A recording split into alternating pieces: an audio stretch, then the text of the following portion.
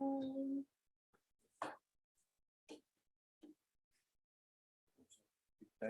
didn't we? Okay, I think we're on. Are we going? Yeah. We're on. Excellent. Great, thank you.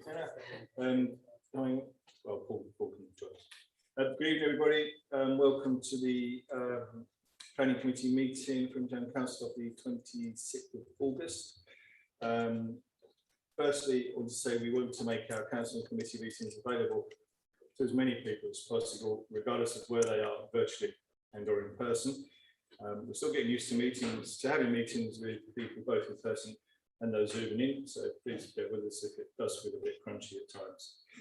Hybrid meetings can technically be informal because the government has not brought forward legislation to enable us to continue to operate virtually, but we will run them as if they were formal. They've been advertised, and as you can see, we still have agendas, reports, discussions, votes, and minutes will be taken. Legally, only councillors present in person will be able to vote, which is a bit exclusive and unsatisfactory. So to ensure councillors can vote at the council meeting on the 14th of July, we agreed to delegate to our planning manager, Jane Llewellyn, to carry out informal decisions made by councillors tonight. Otherwise, we'll be running the meeting in the usual way with everybody participating as we go along. Straight on. Item on the agenda number 1, questions, comments, information from the public and councillors. So Linda Oliver's raised her hand. Yep. So should I allow to talk?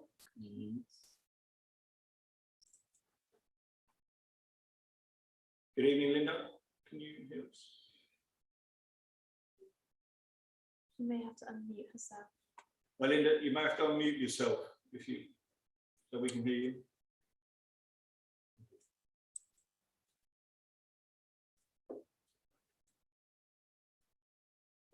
Put your microphone on, Steve, so we can hear you. No, that microphone. Yeah.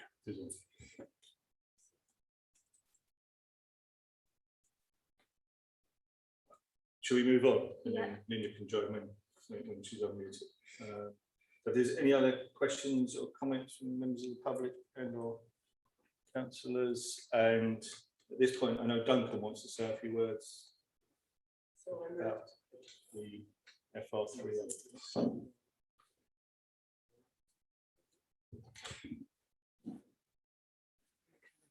Thank you. Is that working? Yeah. It is. Thank you. Well, thank you, first of all, for the opportunity to come and have a few words with you. My name is Duncan Skeen. I'm a member of Froome, Friends of Little Keyford folk, and have been for more years than I care to remember, trying to control the way that Froome expands to the south onto productive farmland, which could in future grow a range of crops rather than just maize. But anyway, I'm here because a month ago, exactly today, the Mendic Planning Board made a decision, which is quite an important one, to defer planning applications, 3 planning applications, which are collectively for a site known as FR3A. I expect most of you know where that is, but I'll just quickly outline it. Either side of the B3092, which is the road from Froome to Maiden Bradley, there are fields which are allocated for development. Development will take place there. This has nothing to do with Selwood Garden community or village. There are 3 separate lots within the overall allocation, 2 of which are in the control of Barrett's David Wilson, and the 3rd one is a smaller company called Wayne Homes. What the planning board did by deferring the decision on the 26th of July was to send the developers away with the message, come back with something better. And what they didn't like the look of was a standard housing development which could be found on the outskirts of any town in Britain. So they were particularly asking for better access, better road safety, better encouragement for walking and cycling, better layout of open space, play space, wildlife habitat, possibly allotments, sustainability measures of standard drainage issues to be resolved, which currently are in question.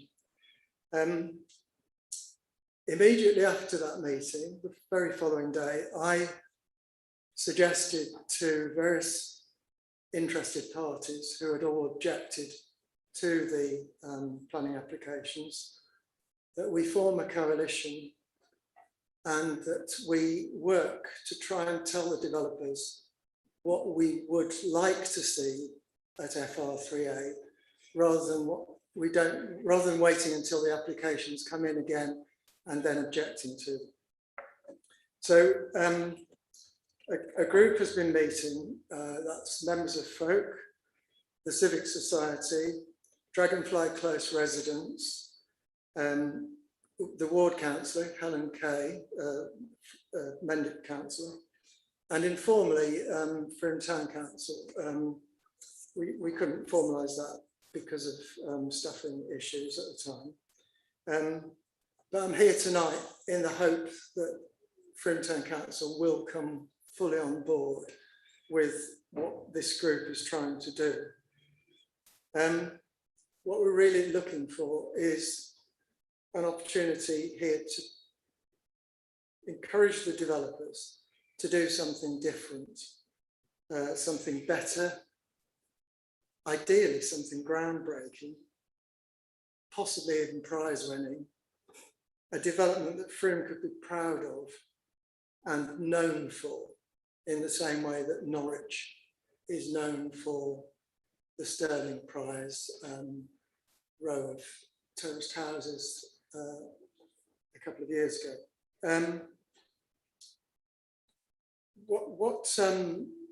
Where we're up to is that a week ago, Helen Kay, as ward councillor, and Pat Smith for the Civic Society, met the developers and started a dialogue. And from that has come a request from the developers for a list of priorities.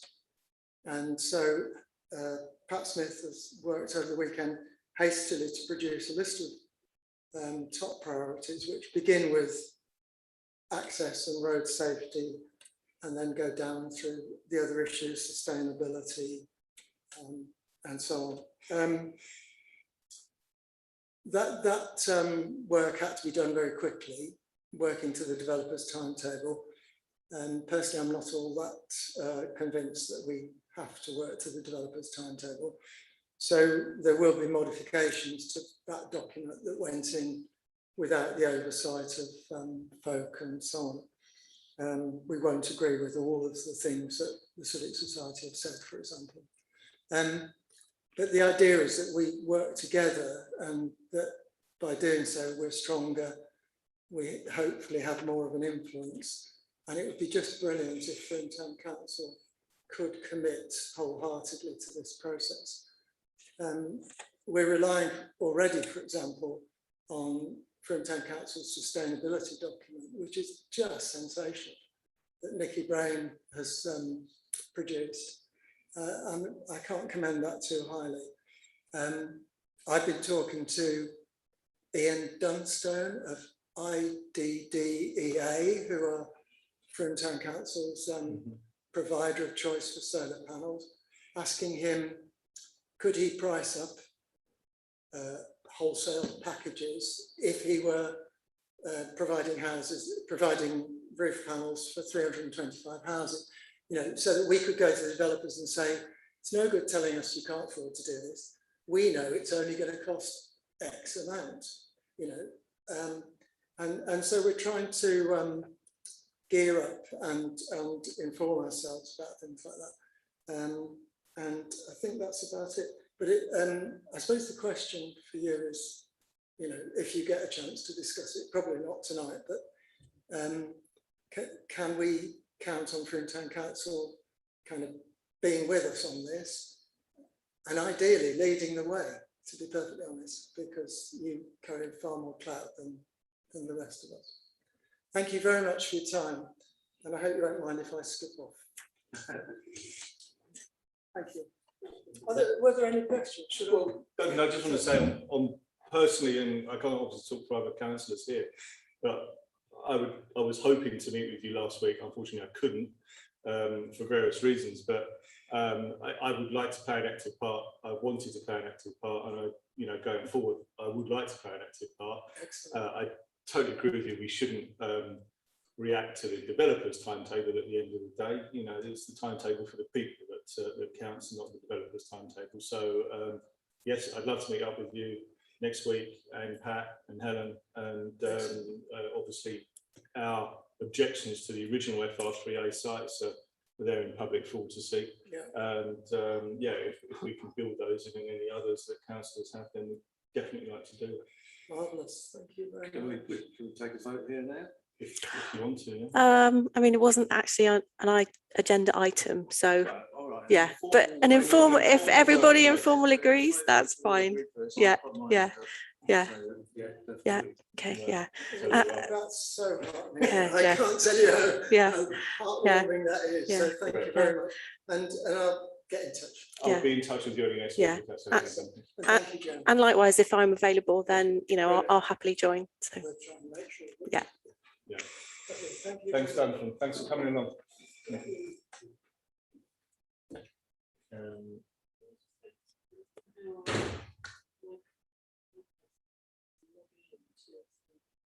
you like to use Do you the want to use laptop? that one there, Sheila? And he's run off.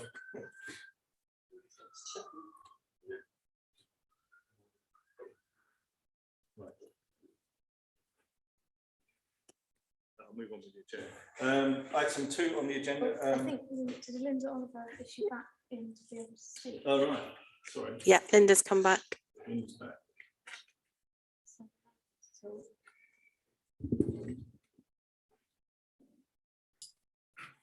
Hi, everybody. Hi, Linda. Did Linda have a question? Did you have a? Linda, we're actually going to discuss the highway improvements on item 4 on the agenda. Yeah, I didn't know whether I'd missed it or not, because you said it was going to be on at the beginning and I couldn't sign in. I'm not even sure you can see me. I hope not. We can't see you, but we can hear you. We're just going through apologies and agreeing the minutes, and then we'll get on to it. Okay, brilliant. Thank you. Thank you. Right, so item 2 on the agenda, apologies for absence and any declaration of members' interests. You got any apologies for absence? No. Just one point for the councillors. Maxine has decided to stand down from the planning committee for her own personal reasons. So it's a shame that yeah, Max is standing down. Declarations of interest. Item 3 on the agenda to agree the minutes, meeting held on the 5th of August, which I have. Any comments from anyone? If not, someone to propose them, please. Thank you, Mark. On the second. Sheila, all those in favour? I wasn't there. You weren't there? Okay. Yeah, so that's still unanimous. That's still unanimous. Right, and I'll sign them. Great. So item 4 on the agenda, to consider a proposal by Somerset County Council for the provision of highway improvements to the D3090 Alford Hill between Froome and Alford. Okay, thank you. I'm just going to attempt to share my screen.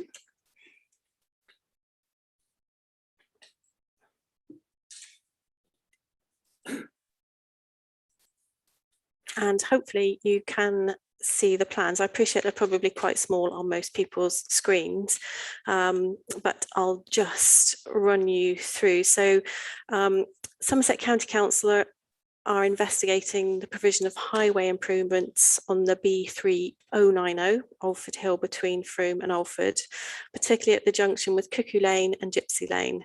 This is a result of request from County Councillor Linda Oliver for a small improvement scheme to improve road safety in the area.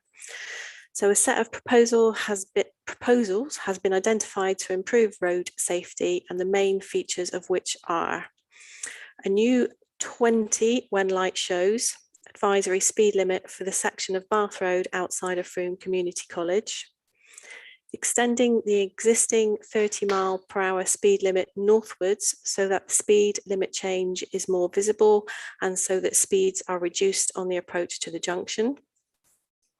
Reducing the speed limit to 40 miles an hour to replace the national speed limit on the short section of B3090 between Froome and Alford, as speed surveys have shown that a 40-mile-per-hour speed limit would be more appropriate on this section of road. New and replacement road signs and road markings at the Cuckoo Lane and Gypsy Lane junction, and cutting back vegetation, which may include removing some existing trees and branches within or encroaching onto the public highway to improve visibilities for drivers pulling out of Cuckoo Lane and Gypsy Lane. Thank you. And I don't know whether there's anything that Linda might want, Linda being the county councillor who's proposed the improvement scheme, if she wants to add anything to that at this stage.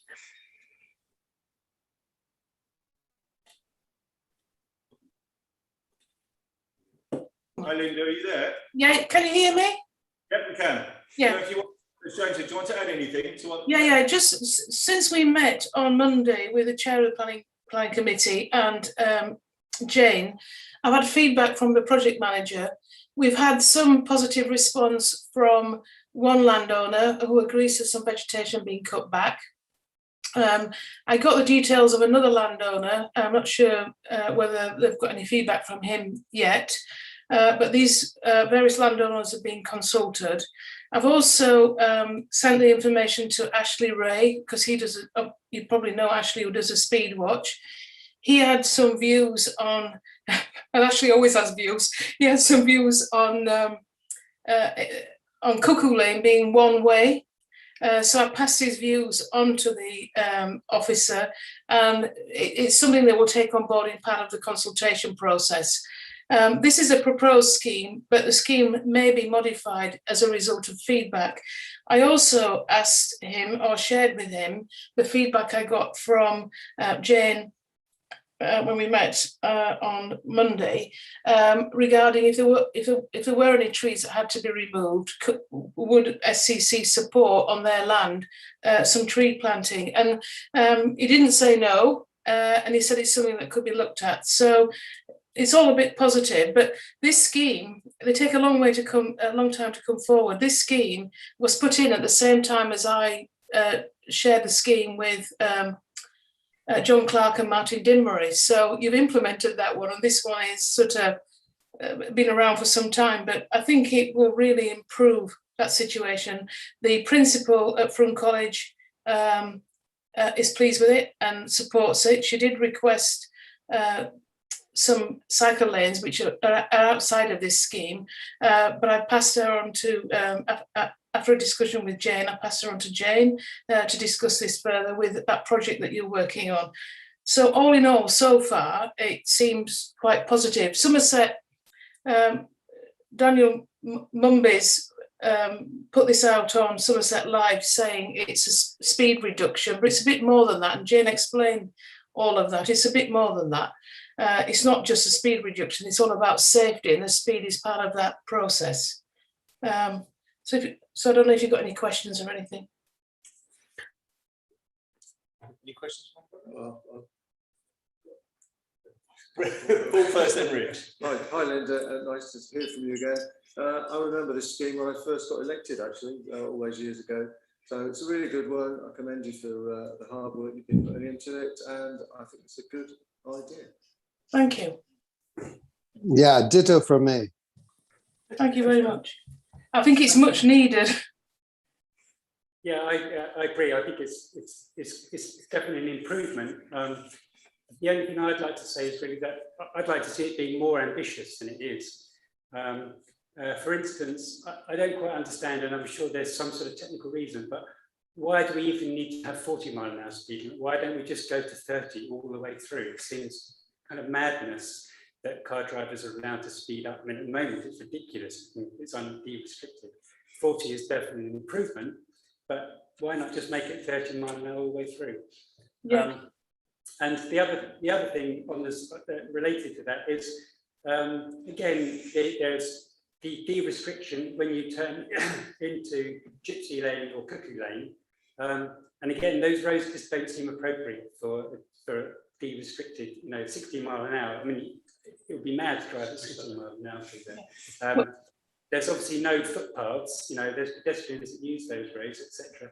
It would be better to keep those at 30 miles an hour as well. And in fact, the idea of a one-way actually might be even better. But I mean, you should feed those comments in. But what I do know, I mean, we're in a rural county, and the de-restricted roads doesn't necessarily mean that people have to drive at 60. The idea behind that is you drive appropriately to the road conditions, and you can't drive 60 down Gypsy Lane. No, exactly. To say you can drive 60, but I think you should put that sort of feedback into the mix, because it is a consultation process. But there is research that shows if you have a 30 too far back or a 20, people get bored or think it's not necessary because it's quite open in that particular section. It's when it gets less open that they understand the reason for a 30, and then they'll adhere to the speed limit. If you leave it too long, then there are issues with that. But leave it to the guys who go through the consultation process and feed those comments in. Great. There's just one other little thing that I just wanted to add. Sure.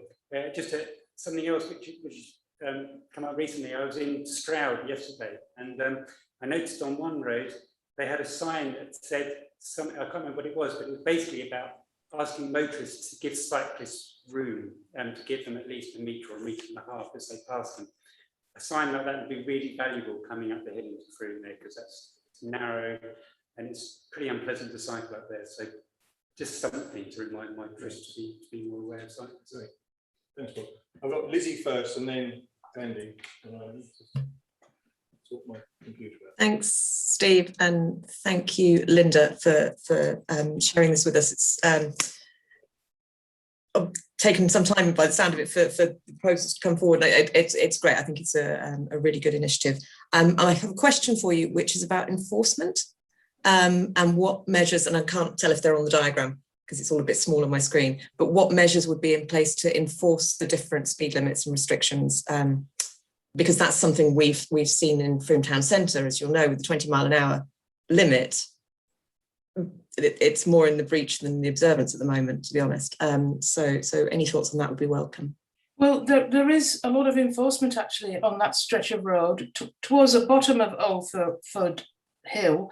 You have a police motorbike there regularly, and then Ashley Ray and the Speedwatch team regularly sort of police speed not far from the community college.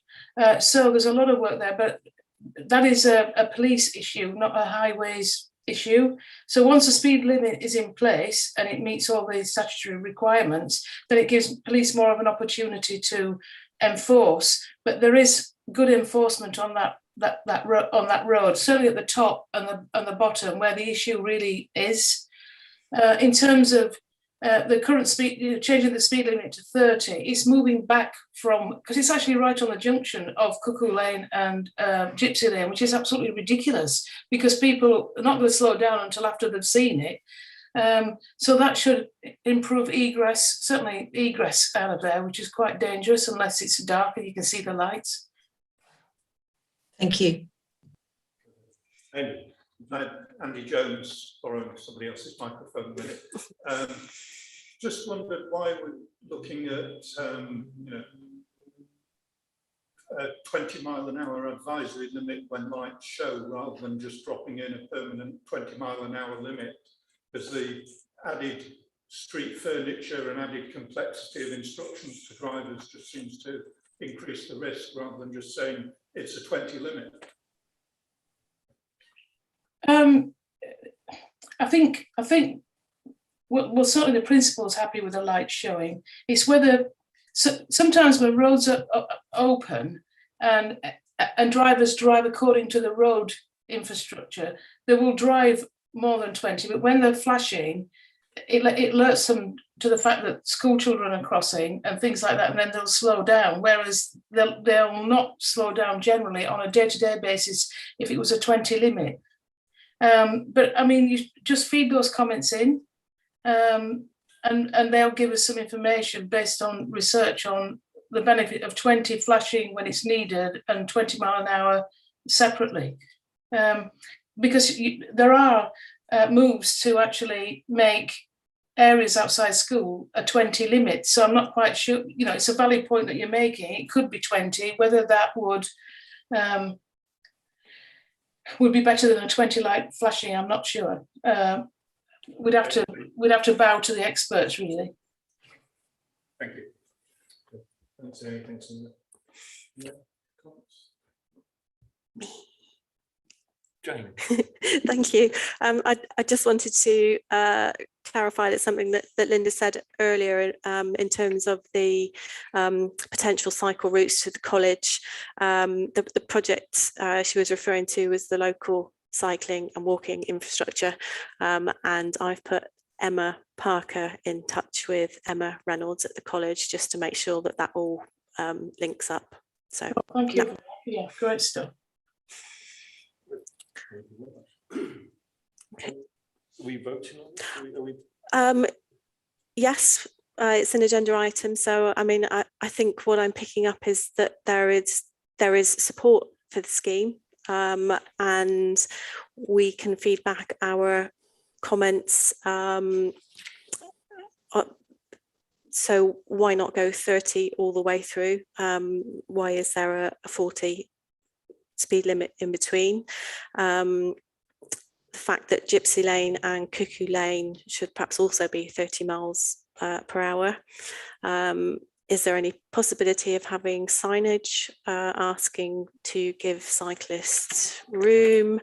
And why would it be better to just reduce it to 20 miles an hour all times outside of the college and reduce the amount of signage?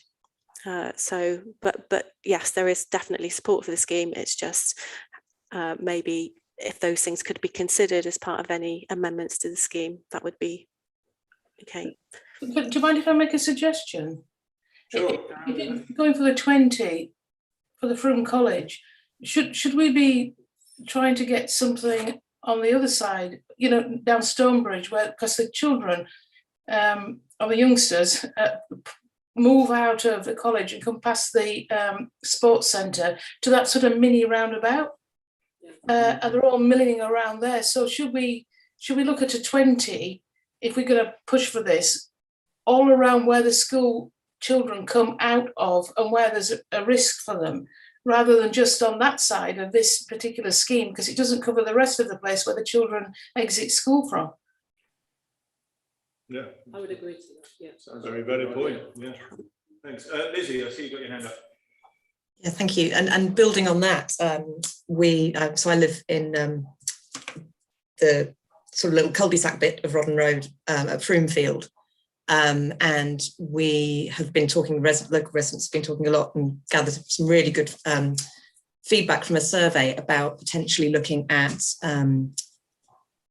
20 mile an hour or some sort of street furniture to try and reduce speeds, because we have a lot of, obviously, the college students that come sort of back down towards town and down Spring Gardens, but also the school kids from the other side who cut down through the show field and down our little bit and across the main road, sometimes using the zebra crossing, sometimes not.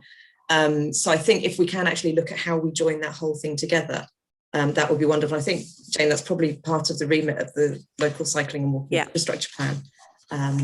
But I think we're gathering some really good evidence in lots of different places around town. I'd support those sorts of initiatives.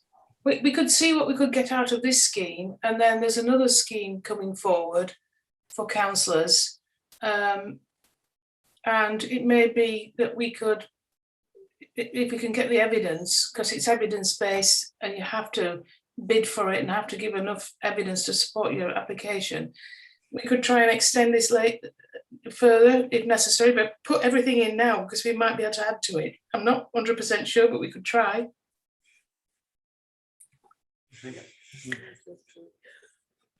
Okay, so if I include in that feedback that the streets surrounding the college should also be reduced to 20 miles per hour. Is everybody happy with that? And if not a limit, like flashing signs.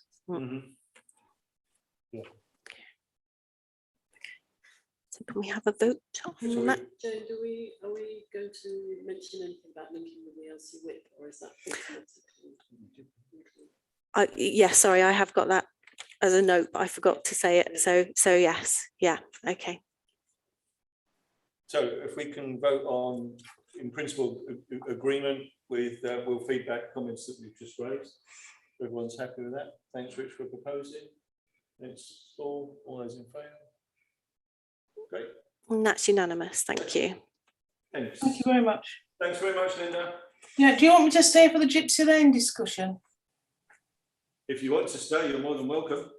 Well, it's in my county division. It used to be in my district division, and I go back a long way with this. I'm not sure I can add anything at the moment, but if you want me to stay, I'm quite happy to. Yeah, please do. We're going to do that one next. Obviously. Okay, brilliant. Thanks. Over to you, Jane. Okay, so thank you very much.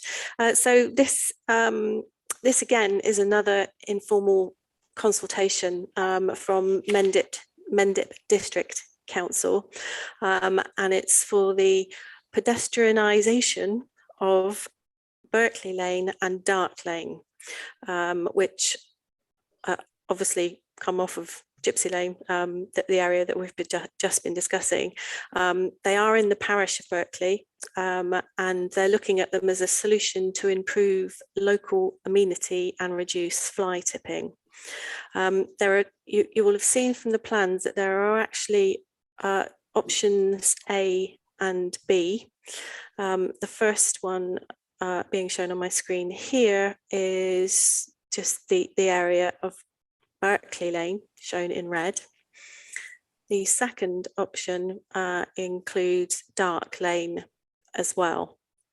Now, I did contact Mendip District Council just to ask why there were two options, and whether they had a view on whether one was preferable to the other.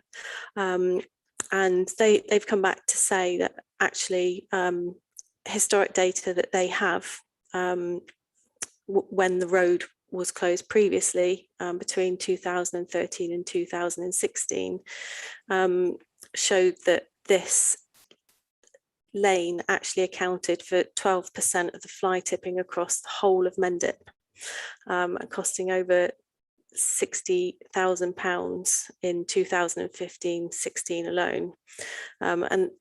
And although there were still some fly tips in the area in 2017 when the road was first closed, it did see a reduction of £50,000 within the year.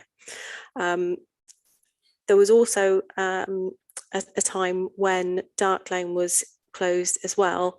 However, they don't have any statistics relating to that closure, but they've put that option forward as an alternative, because when it is still open, it still offers a remote route through that makes fly tipping easier. So really what they're looking for at this stage is just whether we support the closure of the road and whether we have a preference to A or B. So just Berkeley Lane or Berkeley Lane and Dark Lane. Can I add something here? I can't sort of tell you that I want to speak. Is it all right if I just tell you something? Yeah, please carry on with that. Yeah, I had a meeting with the Berkeley chair Andrew Knight, and some residents. They're working on trying to communicate with people what the proposals are. Their preferred option is option 2, the closure of Dark Lane and Berkeley Lane. And whilst the fly tipping is obviously a big issue, it's now the use of these lanes, since they were closed, there's more people using them for cycling, kids playing and things like that. So the Dark Lane, Berkeley Lane is very important to them. They're speaking to a number of farmers who use some of these lanes because they can access them in a different way to try and get support. So this is their preferred option, which would deal with the majority of it. If you leave Dark Lane open, it leaves a very secluded lane for people to actually start fly tipping, and it'll just become another gypsy lane. I think that's the theory. Okay, thanks. Anna. Questions, please? Mark first. Yeah, I walked along Dark Lane the other night. It's obviously not been maintained that well recently because it's overgrown in a nice way. It's formed almost like a footpath up the middle anyway. It'd be quite difficult to drive along there. My question is, how would it be closed at either end to prevent any vehicle getting in there? Because otherwise it'll just be seen as a tipping point, and they'll fill it up, and then that will stop the fly tipping because there's no more room for it. So we need to put something quite substantial at the end to stop vehicles from tipping in there, but also to allow access, particularly the cycles. I suggest, is there a proposal for the entrance to the closed off area? Not So that just I'm back aware that of. up, that's exactly my question. Does closure mean cyclists can't get through and walkers can't get through? No, I'm sorry if I'm interrupting, please, because I can't actually do the chat now, but it won't be lockable gates because they're not practical and they can be taken away and destroyed. It will be, I think it's some sort of physical structure, but it will not stop cyclists using the lane or walkers. That's the whole thing about it. It's actually turned into, when it's clear, a very nice place for people to go. And obviously with COVID, it was used a lot more.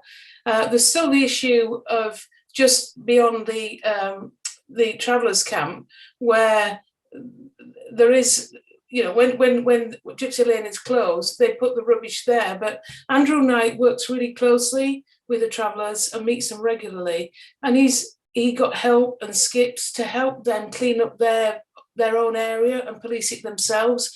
So it's sort of work in progress. But for me, being involved in this many, many years ago and trying to deal with a landowner who we're not supposed to name, it was very difficult. And I think what this cross-working party have done is got together and they've come up with this solution and in quick time, really, considering how long they've been working, you know, how long this has been an issue. So I think not everything's sorted yet, but it definitely will not be gates, and it's more likely to be those big boulders that they can move should they need to at any particular time, but it will not prevent cyclists and walkers. Okay, thanks, Emma. Any other questions, Rich? Yeah, I'm sort of familiar with this for a long time ago, and I've cycled through there loads of times.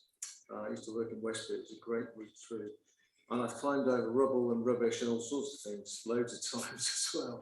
So I've just got a couple of points. Why not make this a permanent closure if it's going to go ahead, instead of having it renewed every 3 years? That might be what they're planning here, I'm not sure. That seems to me to make perfect sense, and then it's permanently a walkway and a cycleway, and we could do some proper artwork on it, and we could get it recognised as a proper pedestrian access, cycle access route. So that'd be my first point. Previously, the ends by the camp, I think the travellers camp at Berkeley Lane to Gypsy Lane, ended up being almost impassable several times because they just literally dumped everything by the big blocks. So it's good to hear that Andrew's been doing things to help, and the skip idea is a really good one. I think that should be encouraged and maybe made a permanent feature if that could be funded as part of this scheme rather than being an ad hoc arrangement. I think that would be really good. My last point is, does this just push the problem elsewhere? I believe that it does, Ian Glover, when I spoke to him, who was the enforcement officer for Mend, it may still be, did admit to me that, yeah, I said, so where's it all gone? Where's all the rubbish gone? He said, well, yeah, it's gone over to Wiltshire.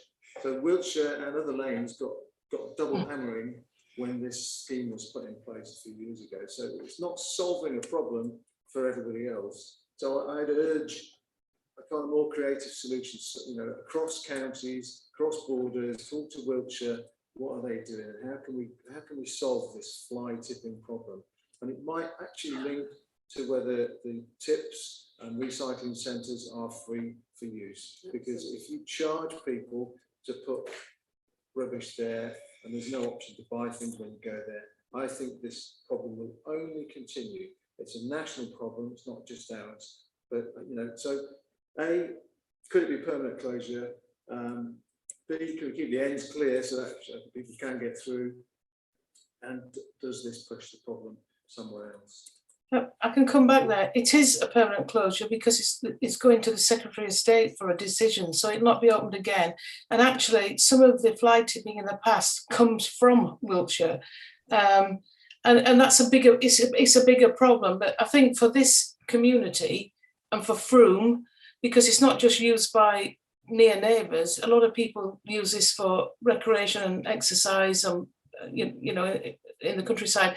Then it's important to try and get this road closed at long last. And I think, you know, we're always going to have this problem with it's not just a campsite that are dispersing their rubbish in that area, it's other people who are doing that. And then we've got to sort of work with the travellers on that site to actually try and police their own area as well. So we're not going to fix everything, but this is, you know, this is a major achievement that these guys have come up with, and they've worked together with the Environment Agency, the police, health and safety, county, Mendip. I mean, it's been unheard of, and they made really quick decisions. So it's probably a big phase. Phase one is massive, and then there'll be all these sort of other issues that you've just mentioned that we need to then sort of work to try and improve afterwards. And then there's a local residents group that are communicating with each other to try and get support for this. And there is support. There's a petition of about 300 people so far supporting all this. But then it's working together to try and demonstrate what the issues are. I mean, there was fires set not that long ago, a few weeks ago apparently, and that's a regular occurrence. Yeah, they burn rubbish down there as well. Yeah, they did. Yeah. Right, thanks, Linda. Yeah, I appreciate all those points. It's fine. I'm not against this. I'm just pointing out that it's not, you know, it's not the final solution. There's other things as well that can be done. It's great talking to the local community, including the travellers. That's really good. Any other questions? Do we vote on this one? Yes, please. I suppose the first issue is whether or not we have a preference over A or B. So A being just Berkeley Lane, B being Berkeley Lane and Dark Lane. I'll go for B. Personally, Yeah, if you're going to do it, Yeah. Do it, nice to do it. Yeah. Okay, and as part of the consultation, there is an opportunity to make further comments. So I can reflect Richard's comments in that need to ensure that the entrances are kept clear for access, and also need to look at a cross-county solution for fly tipping in general, and look at a better way of dealing with that. and continue the sort of collaborative approach. Yes. Yeah. It's clearly working. Yeah. And it's useful, but I agree with Rich that until local recycling reclamation yards are actually better organised and linked to something like fly tipping, so that the amount of money it costs to get rid of fly tipping is linked to the amount of money saved and charge. Yeah, would be great. can I just to answer this point, I was just thinking about, I'm not actually accusing anybody or any traveller or anybody who's done it. I'm saying I'm recognising that this stuff comes from all over the place, Wiltshire as well. So and it's not it's all kinds of tradespeople, Yeah. householders, everybody's at it. It seems so. I'm not blaming any one person or anything. So just be clear on that. It's a big issue. It is a big issue. Yeah. So, what have we got, Jane? We're in agreement? We're in agreement with option B, and the notes as I just ran through in respect of, you know, further solutions. John didn't have his hand up. Oh, did it? Sorry, John. You see your note there. Oh, yeah, no, I just agree with what Rich just said, but I'd like to also commend all the local efforts over all this long period of time to engage all local people in the area about this issue. And so I support all of this. And can I ask Chair, please, I know my vote doesn't count because I'm not in the room, but could you at least record our votes as we go along? Yeah, we do I am, record your yeah. votes, I believe. Yeah. Yeah. Thank you. Yeah. Thanks, John. Now we just need to vote. So we just need to vote. Yeah. Could someone propose it, please? Thanks, Sheila. From the second, thanks. All in favour. Yeah, and that's unanimous. Thank you. Thanks, everybody. Andrew Knight will be delighted, and the people in Berkeley will be delighted. Is it all right if I take my leave now? Of course. Thanks, Linda. Thanks for All joining. right, nice to be with you. Thank you. Yeah, good night. Thanks. Bye. Bye, Linda.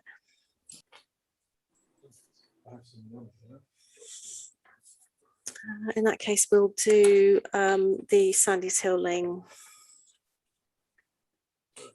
Item number 6 on the agenda. Consider making an application to see as per appendix number 5. Over to you again, Glenn. Thank you. So this item is number 650 on our list, and I am going to share my screen again.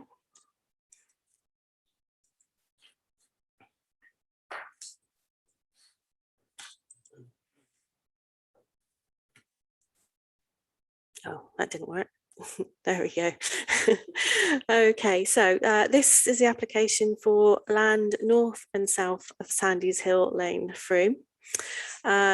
It's a reserved matters application, and the matters are layout, scale, appearance and landscaping. The access and roads were actually approved at the outline stage.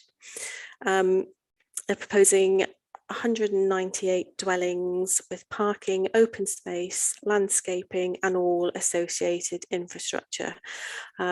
Councillors will remember that we actually had quite a detailed presentation of these plans last month by Curo. So on that basis, you know, I don't really want to go through it in that much detail again. I have put the master plan here on the screen, and you will see that there is a note saying that the key changes from the approved outline are here at A, the retention of the existing farmhouse and converted barn. Locations B, the reorientation of properties in order to preserve their amenity from nearby noise generating uses, that being the proposed employment area, just this section along here. And at C, the realignment of the main streets in the northern parcel to provide increased offset from Keyford House and to retain the farmhouse and barn. As I just alluded to, the original outline application actually included the employment element here. So we are actually only looking at the reserve matters element for the housing. And you will see just an indicative street scene of the housing that's being proposed. But as I say, we did have really quite a comprehensive presentation of these plans previously.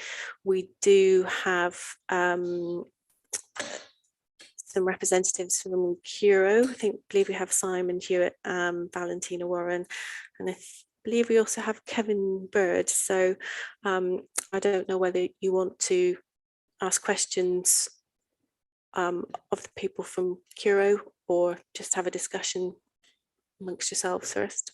Okay, I think we'll take questions from councillors first, or comments and questions, and then if the representatives from Cura want to respond, then we'll give them the opportunity accordingly. So, I've got Paul first.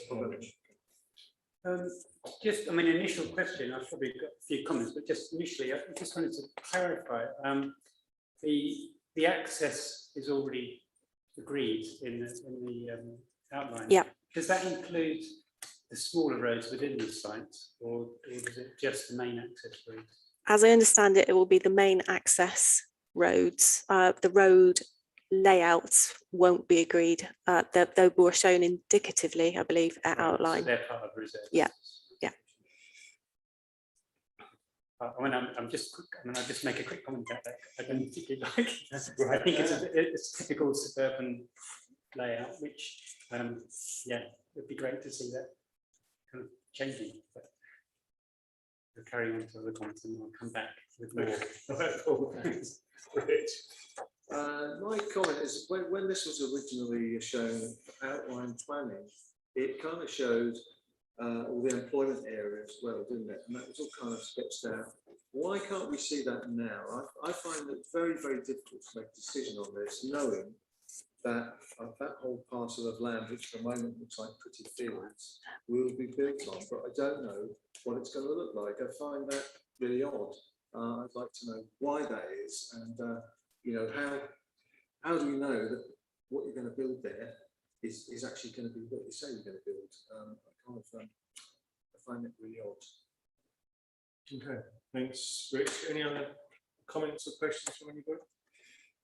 I mean, yeah, I mean, No, you do yours, Paul. Okay, yeah, I mean, basically, yeah, personally, I object because there's lots of things, and I mean, there's a lot of documents on here. So I have to own up and say I haven't looked at every single document, but the ones I've looked at, I found a bit disappointing. Particularly, well, as I said, the layout, the kind of uninspiring generic house type design, the unambitious sustainability aspirations. I noticed that they're seeking a 10% improvement on 2013 building regs, and 2013 building regs is completely inadequate. So a 10% improvement on that is actually not very good, and it appears that most of that improvement comes from, in fact, as good as all of the improvement comes from just putting PVs on the roofs. So from a fabric point of view, there's not much of an improvement, if any. What else? Oh, we discussed this before. I don't know if it's on this application, but the play spaces always seem to be kind of out on the edge rather than within the development, within the community where they should be. So again, it's a problem with the layout, really. Typical, you know, suburban layout that we've seen for the last several decades, and I'd like to see this kind of come up to date, really, with something a bit more inspiring. That's it. Great, thanks very much, Paul. Any other comments? Lizzie? Let's see, Lizzie's got her hand. Thank you. And you can guess what it's going to be. I think I've probably hauled Cura over the coals a little bit in our previous meeting about energy efficiency, and I'm going to do it again because, as Paul said, you know, it's not good enough. And the reason I want to really be clear on the reasons why it's not good enough. And one, you know, as we said before, Somerset, Mendip, Froome have all declared, and national government have all declared for climate emergency and have aggressive carbon reduction targets. But also, you're building houses, you're proposing to build houses that are going to cost people hundreds of pounds a year more to live in than is necessary, including social housing tenants and affordable housing tenants who don't have that much money to throw around in the first place.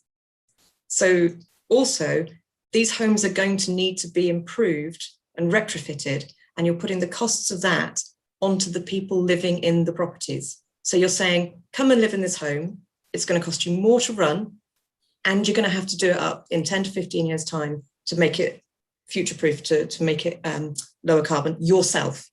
Sorry, Lizzie, could you clarify? I don't understand why it's going to cost more to run. Could you just make that clear? Can we let So Lizzie the finish? energy Sorry, I beg costs your will be pardon. higher. Yeah, energy costs will be higher. The energy bills will be, much higher. So actually, as a responsible developer and as a responsible housing association, I would expect more from an organisation that wants to do the right things for its customers and for its residents. And I'll leave it there. Thanks, Susie. John, did you want to come in? I do apologize. I was just looking for clarification on that point. I'd be interested to see why, how that calculation works, because I don't see how. I'd like to know what they're doing wrong. You see what I mean? I don't understand why it's going to cost hundreds and hundreds more, because as far as I can tell, about 30% of a lot of energy budgets are down to taxes to subsidize another part. So I'm not exactly sure why it's going to be more expensive. Sorry, John. So it's mostly to do with building fabric and efficiency of the walls, the roofs, the windows, the doors, and how much heat demand there is in the property and versus how much heat leaks out of the building. So the more you can do with insulation and glazing and things like that, the less heat you need. And heat is still probably 75% of our domestic energy demand. So Okay, that's where it comes from. Okay, so that's fair. I had looked at the detail of what the fabrics are using, so thank you for that. Thank you. No problem. Thanks, John. Thanks, Susie. Any other comments or questions from anybody? Yeah, I would just like to add, I totally agree with what Paul and Lizzie just said, actually, in terms of the sustainability. It's so regrettably very similar to the FR3A thing we looked at not that long ago. It seems to be the bare minimum using 2013 standards, which everybody appreciates are out of date. And new houses should be future-proof. If they're going to be standing for 75 years, then that's what they should be looking at for the next 75 years, and they should be built accordingly. So that's basically my opinion. I don't know if anyone from Kiro or whoever wants to respond to any of the comments we've just made. Please let us know via the chat facility if you do.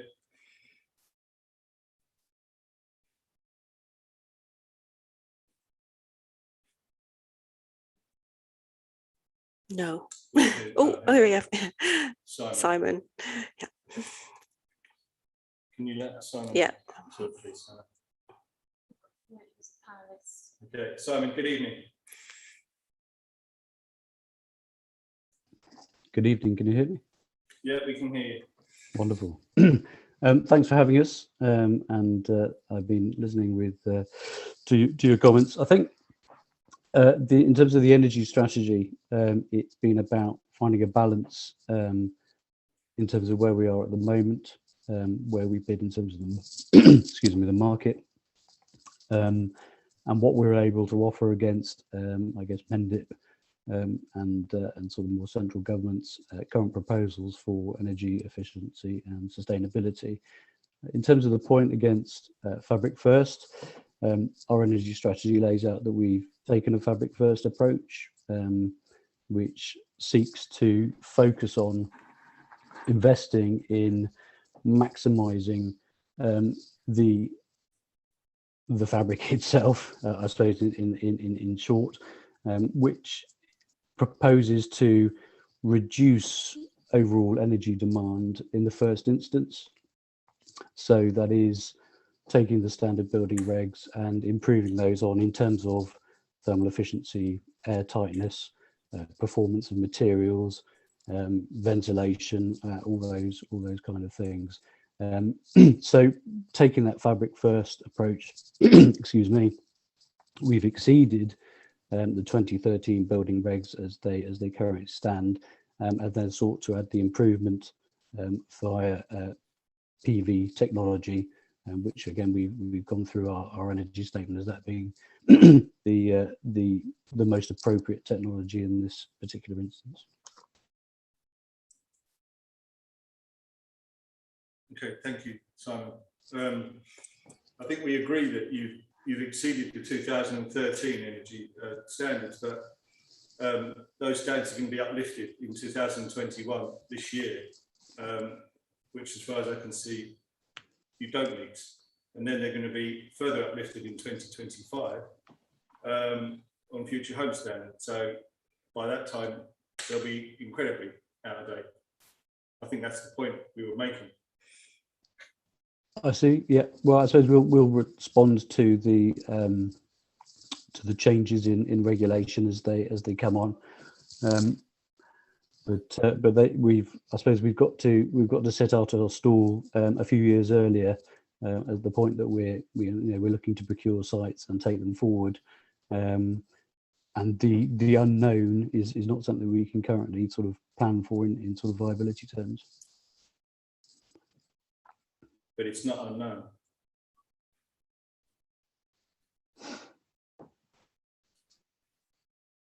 It's written down already in 2021 and 2025. The standards are going to change. It will change, and us, along with all developers, have got to go through the process of bottoming out what is going to be the most appropriate technology for us to take forward on a large scale. Okay, thank you. Any other comments, questions from anybody? No. What have we got so far?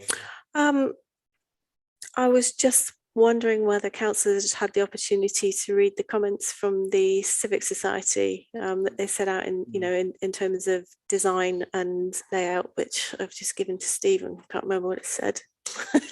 Thank you. And also, with I think the question that Rich raised, I think about what's the guarantee that we're actually going to get the employment land come forward, rather than a concern that won't happen, and then potentially in a couple of years' time we'll see an application for more housing, and is that a concern that councillors share? Absolutely, yeah. So I think as I'm picking up that we're looking to object here. Yeah. Okay. So that our objection would actually we'd express our concerns about the employment not coming forward at the same time, and I think the Civic Society in their comments have actually what they've said about design and materials, which I suppose out of fairness I should probably read. So design and materials, the off-the-shelf house types lack character with poor external detailing and nothing to create a neighbourhood identity or any sense of pride. Affordable housing does not need to be so prosaic. It's all very grim, with upper windows suppressed by heavy roof lines, relieved only by the use of projecting gables, which are in themselves an overused design device. The isolated 3-storied blocks will be on or close to the ridge, where they will be too prominent and will not read with the rest of the site. The selection, variety and disposition of materials used for the development shows no knowledge or interest of the context of the town. The palette should be restricted to the local forest marble stone colours and textures for walls and terracotta or slate grey roofs. The liberal use of red brick is completely alien to Froome vernacular and an urban intrusion into a greenfield site. Buff brick, buff render and reconstituted stone would help to give the development some coherence with the surrounding area. 4 types of facing material and 4 types of roof material in such a compact site will just look messy. So I just wanted to check that councillors actually shared that view with the Civic Society. Paul, then John. Yeah, I mean, I agree with most of what the Civic Society says. I don't completely agree with everything. The kind of materials debate, perhaps I would be a bit more open on, rather than limiting it to kind of pastiche type kind of materials, perhaps. Yeah. But I'd like to see more different materials and things. But apart from that, yeah, I agree with everything. Thanks, John. Well, it was interesting what was just read. It was sort of like something out of a Saturday supplement. And it's very much, there's so much in there. actually. I could not possibly say I agree with it. But I think it's the general point we're talking about here. It's the fact that what Rich said, we haven't seen the whole picture. The fabric that's being used are to standards 8 years old, and we're about to change, and going to change again. So I think, we want to future-proof things on that build quality. So I think that's the general point, that it's all up for reconsideration. I cannot possibly agree with that list of things that you just read out. I have no idea what half of it means, but some of it will be good for Scrabble, I'm sure. Thanks, John. I'll send it to you. Thanks very much, John.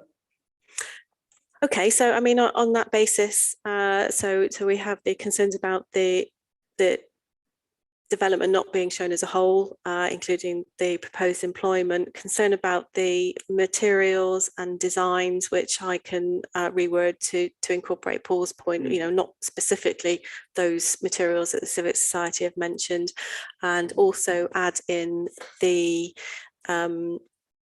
script, the sustainability. Nikki Brain has actually just put some words together for us, and I've lost them.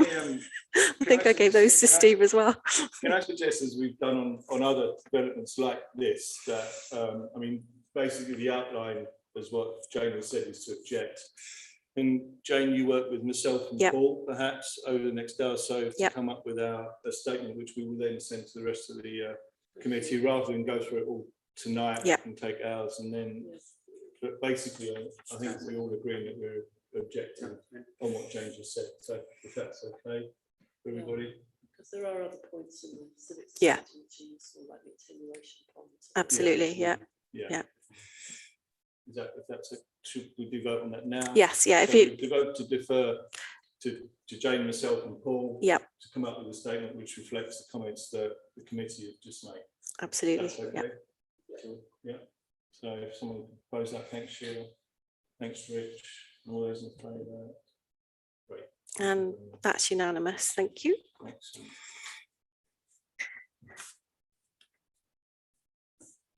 Okay. So the next application that we're going to look at is number 646 on our list, and it's Valles House, 57 Valles Road, Froome.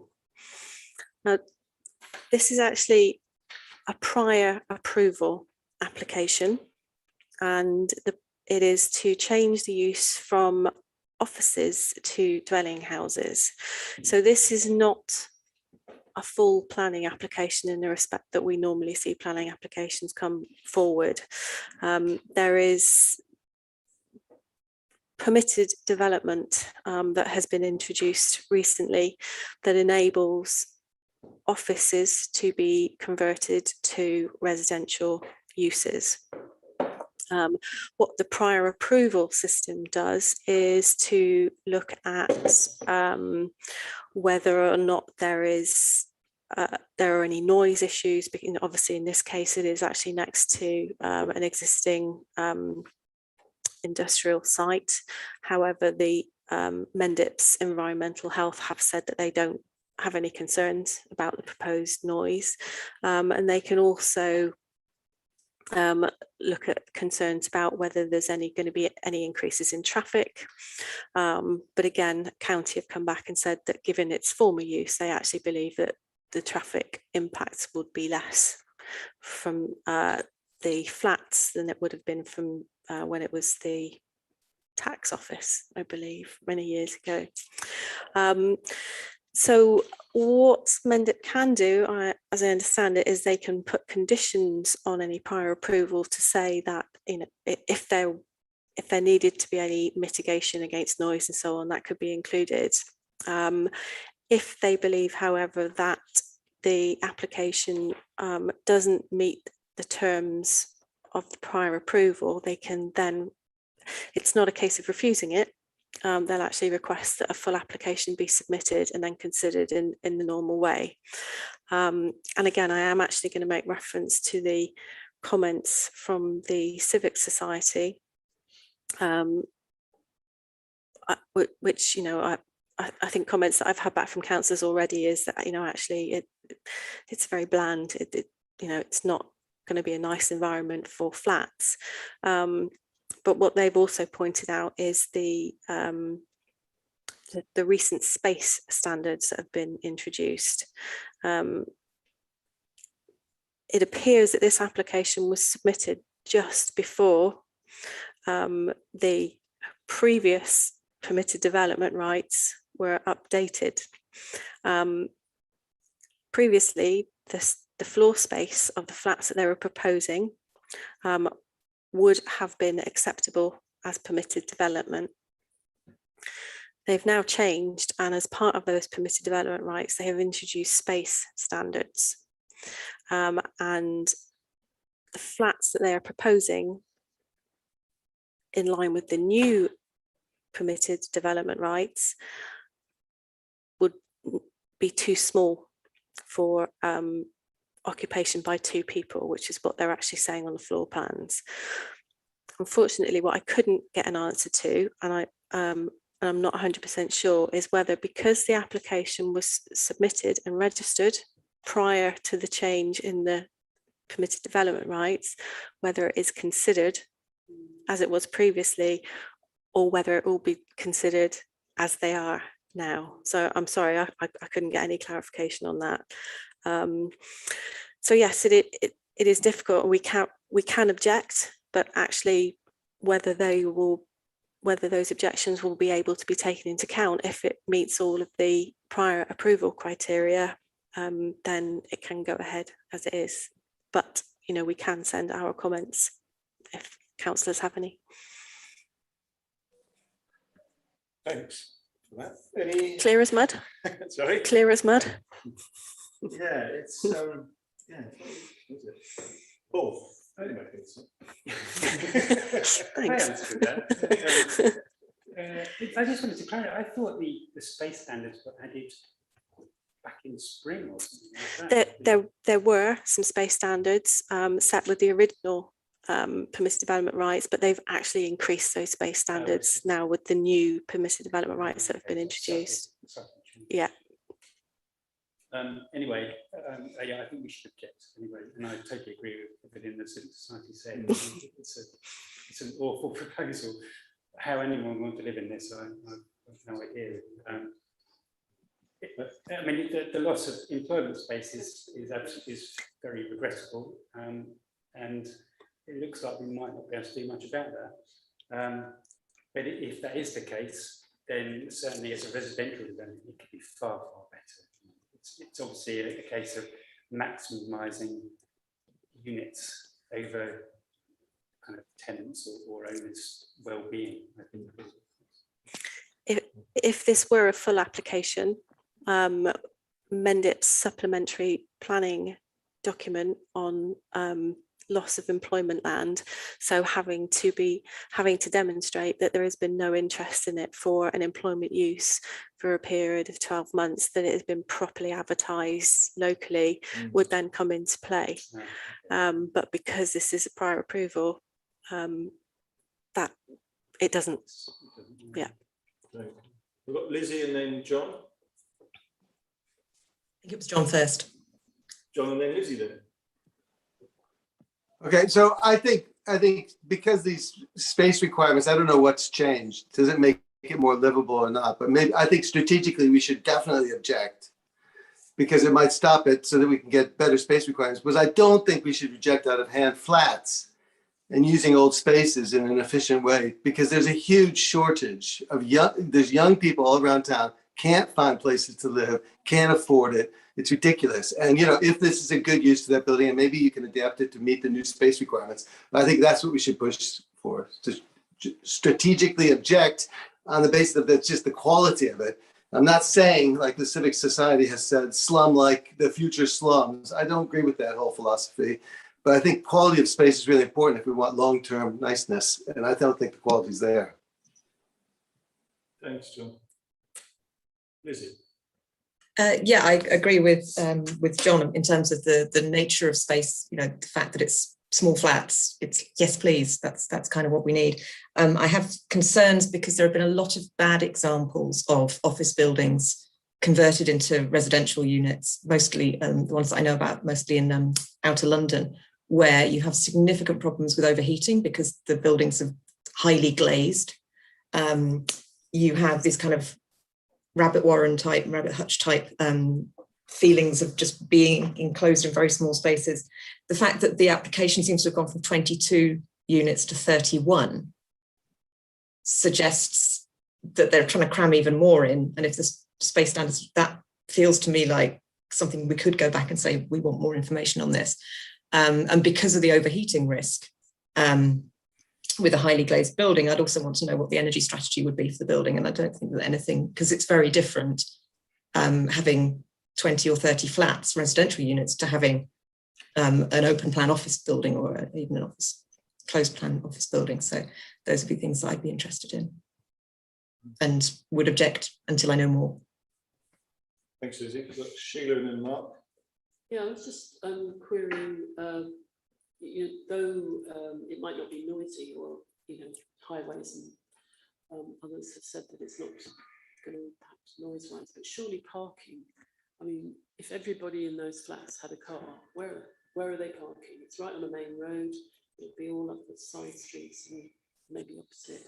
It's that seems to be another issue. And to have that number of flats without any outdoor space for people to actually be able to go out and just have a breather in, it's right on the main road. I just think is really suitable. And we recommend or we encourage sort of live workspaces. So actually having some space in order for people to actually have a small business and a living space, that might be much more appropriate use of a building like this. Right. Thanks, Sheila. I echo Sheila's concern about parking. I live nearby and we all know what an issue that is. If they don't touch the parking as it is, there's 15 spaces. I was there yesterday. 31 flats, at least one car per flat is realistic. The Civic Society compare it to university halls of residence. I think they're right insofar as the spaces per flat, but hopefully in halls of residence they have other communal spaces and other facilities where they can get out and about. We do need small units for people to live in. In fact, this council has proposed and supported tiny homes in the past. So a smaller property isn't necessarily an issue. They just do seem to be rammed in here a bit. And my father used to call them barracks, and I think they do look a bit like barracks in this case. The parking is an issue. They already park all the way along Valles Road. There is a bus stop right outside, which runs to Radstock and down into the town, and one opposite, which runs obviously the opposite way. If that were a more frequent service with regard to the bus back better thing, then that might help. But and we have seen a development in the centre of Froome, which we've looked at before and has been approved, where perhaps a better space of a previous commercial space has been made, but I think the units are larger than the ones proposed here.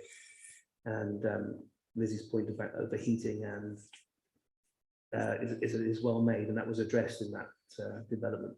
So that needs to be looked at as well. But I'm not very happy with the way this looks at first blush. Thanks. I mean, look, my comments, I agree with what people have said about space. I mean, one of the things that has come out of the recent pandemic is how people's mental health is greatly affected by being sort of hemmed in small places with no opportunity to be outdoors and in green spaces, and this does seem to fly in the face of that at the moment. So, yeah. So can we object to this? That's what I'm hearing. We can object, yes, but it may be that if they meet the terms of the prior approval, then those objections won't have any bearing. But that doesn't mean that we shouldn't object. Oh, absolutely. Yeah, Can yeah, you just yeah. explain how that prior approval has come to without us being able to comment? It's permitted development. So in the same way that householders have the ability to build extensions within certain sizes and certain areas around the home, you know, they just go ahead and build those. They don't need any application or anything, and we never see those. But because this is, clearly more than just a householder extension. I mean, there is still a prior approval route for householder applications. Most people don't go down that route. They just realise that it's permitted development and go ahead. But you know, with something like this, it's clear and it's obvious, and people are going to ask questions, so they have to go down the prior approval route. We don't necessarily get consulted on prior approval applications, but it's in the list of applications that have been submitted to the district council, and we now pick those up with the new sort of consultation system that we have. But absolutely, yes, you know, we should object. It may well be that they don't meet the criteria, if that's how Mendip judge it, and then they will call for a full application, you know, at which point then, you know, they'll be aware of what our concerns are going forward. So do you want me to summarise what I've heard? So we're objecting. So we recognise the need for 1 and 2 bedroom flats in Froome. However, we need to ensure that there are adequate space standards and standards of living provided. We have concerns about overheating and would like to see the energy strategy for the flats. We're also concerned about the amount of parking provision and the lack of outdoor space. And we would also like to see the opportunity for some live work units to be included within these proposals. Could we include something about communal areas inside as well, possibly? Yep, absolutely. Resident model that says actually you can build a nice community of individuals. Exactly. Yeah.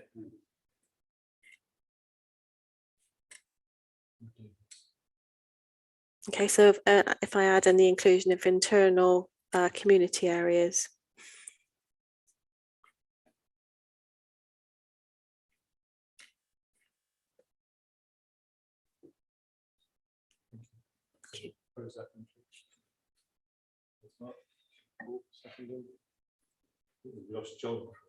You there? Oh, there he is. Oh yeah, he's got his hand up. Yep, that makes it. Oh yeah, I can see Paul's got his hand up over there, but not there. That makes it unanimous. Thank you.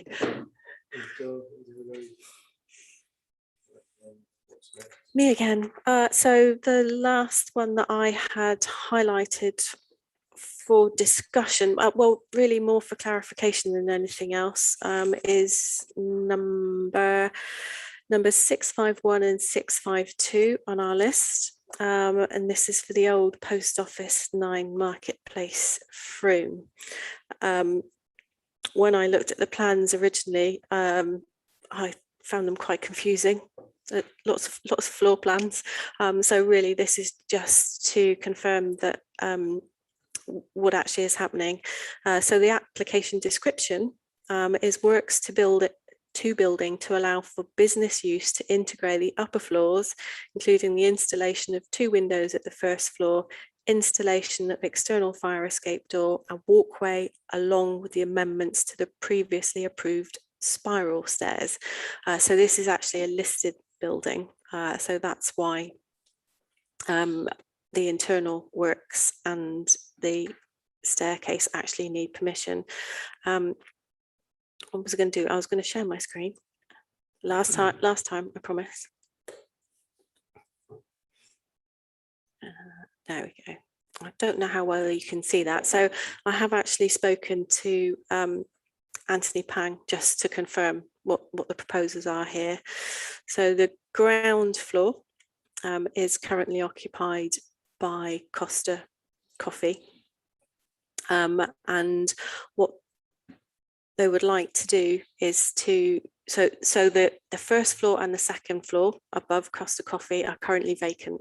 They're not used for anything, and there isn't any direct access to those floors to enable it to be used in conjunction with whatever company is occupying the ground floor. So you can see this, I've lost my cursor, here we go. So this is the existing first floor plan. So you can see the stairs actually coming up, but then they're not able to utilise the first floor because there is no fire escape. So the proposal is to make some internal changes here where the red lines are. That will then enable directly from the ground floor unit access up through and then out onto this walkway area that was referring to in the description, then to the actual fire escape, and then a similar arrangement on the second floor, with that obviously access back down to get out onto the fire escape. And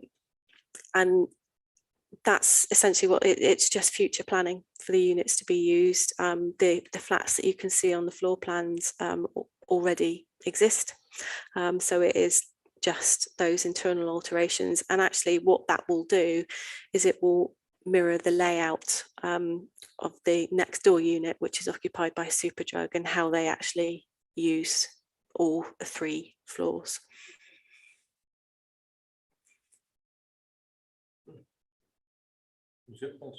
Seems eminently sensible to me. It's proper use of the building. Okay. The only issue is that I can see that this has been approved already, so but it's just we had queried having residential space in the Market Square and have preferring to leave it as office space or as commercial space. I think that's, you know, where the Froome Festival offices are, we did query that. Yeah. So it's just, I think it's sort of inevitable because centre of town places are changing all the time, and retail isn't necessarily what's going to replace them. I think it's a shame that it goes to residential and not something a bit more interesting, creative, and unusual. So these particular floors won't be going to residential. There'll be a continued or an expanded use of the ground floor retail use. But then that's what I don't understand, because there's flat 1 and there's they're already there. So yeah. they were approved probably more than 5 years ago now. Okay. Yeah. So we did have that argument at the time. Yeah. Yeah. Yeah. Basically bringing an empty floor into some sort of use, hopefully a commercial. Yes. Yes. Yeah. Oh, that's really understandable. No, so okay. Yeah, please, as I've discussed it. Yeah. No objection, please. Thanks, Mark. Thanks, Rich. Oh, I can't see who's voting. Sorry, just stop share. And yes, that's unanimous. Thank you. Okay, so I haven't actually highlighted any others specifically for discussion, unless there are any others that councillors specifically want to raise. I just wanted to say that I absolutely agree with this would be 648, the Wyfield Road, is it? It's where they're infilling, or they're taking you know, the little area where you park your car and actually putting a room there. It's a really, it seems absolutely crazy design, and I think everything that the Civic Society said is absolutely spot on. You've got a strange shaped room that almost goes up to the garage entrance, leaving a very weird little courtyard area at the back. You lose the space for the cars to be able to park in the garage. You lose the green space in front of the house because that's where the cars will be. It's a very little gain as far as I can see, other than maybe I suppose it is an extra bedroom upstairs, but the downstairs room is weird. And it does set a precedent as well. And all those points were made by the Civic Society, and I must admit I do think it will. Okay, so cause other people to They also mentioned the fact that it will overlook from its sort of shadow the next door house where the entrance door is on the side of the house. So just for clarification, we're talking about 80 Wyville Road, and the proposal is for the erection of a 2-storey side extension. In my notes, I didn't see that there would be any overlooking, but again, that's something that we can ask the case officer to check when they're on site.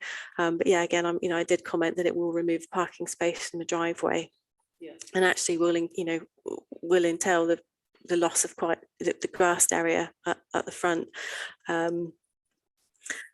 And yes, I agree with what the Civic Society, but they have also said no objection in principle. So I agree. Yeah. It's difficult to know in these circumstances whether we can object in terms of planning. We can. I mean, we can object. I mean, I think the loss of a potential parking space and an area of hard standing at the front of the property. In most cases, you would hope to see some kind of permeable paving, to ensure that you don't then get runoff into the road, which causes all sorts of different problems. Yeah, I mean, in terms of design, others might have a different view about the design, but I don't know whether.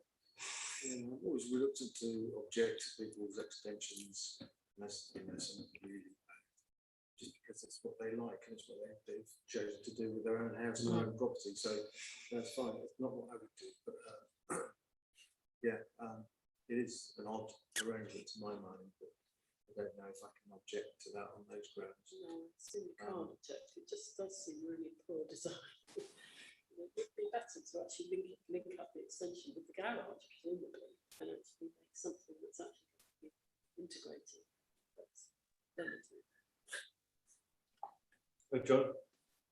Yeah, I'm the same. I mean, for me, what people decide to do, I mean, have you looked at some of the multi-million-dollar art museums around the world? Not all of them are beautiful. Some of them are horrendous. And sorry, we're talking about people's own private space. So, I don't understand that, but it's going to set some precedent up that road. Well, possibly, but change is not a bad thing. Not all the housing stock that was built 100 years ago or 50 years ago or whatever is great, and lots of things can be improved. So I can't really vote on this because I haven't looked at these plans in detail enough to be able to have an opinion either way. But if it's just on taste grounds, well, the world's a diverse place. Thanks, John. Paul first and then Lizzie. Yeah, I mean, I would agree with everything that everyone said, really, including what John's just said. If this is what people want to do with their house, then that's up to them, I guess. The question I wanted to ask was, can we ask for a condition of permeable paving surface parking? Yeah. It could even be green, it could have grass growing. Still got that. Yeah. Great, Lizzie?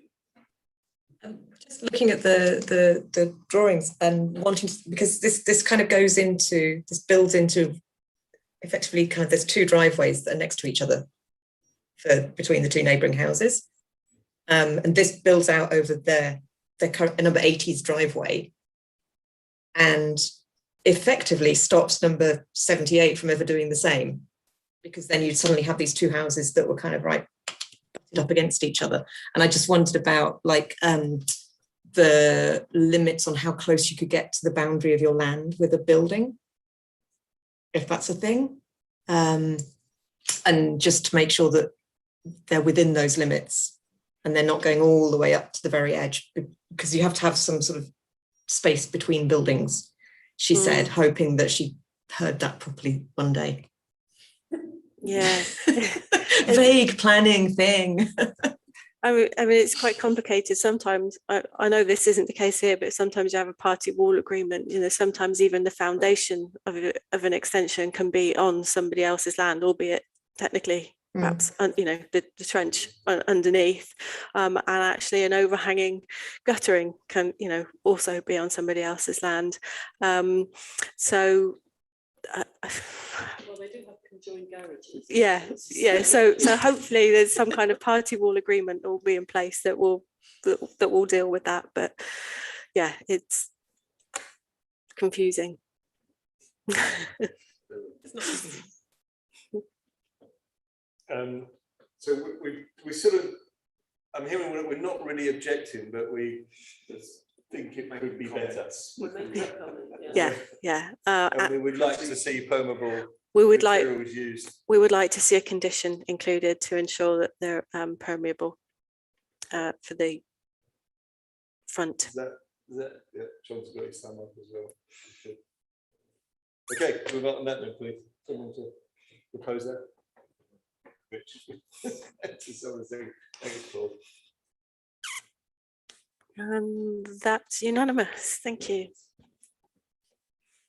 Anything else anyone would like to discuss? No, in which case, great, thanks everybody for coming. Close the meeting now, and the next planning committee meeting will be on